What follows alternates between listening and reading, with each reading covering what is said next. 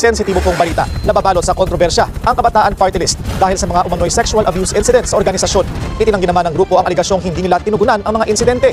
Narito ang agenda report ni Mojo, Joan Manalo. Managot ang Kabataan Party List sa pagpapabaya sa kasama at mas maging stringent sa recruitment process. Ito ang panawagan ng isang babaeng lumantad sa social media na biktima raw ng mga miyembro ng organisasyon.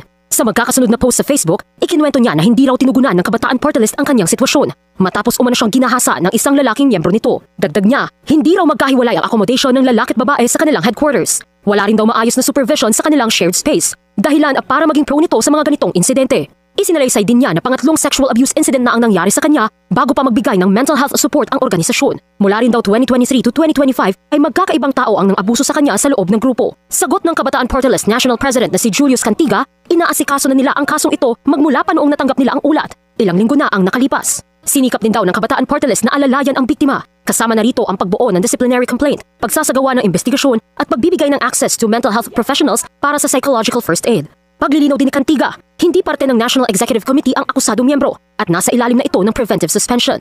Pero temporary measure lang daw ito habang may ongoing investigation bago sila magbitaw ng final disciplinary action.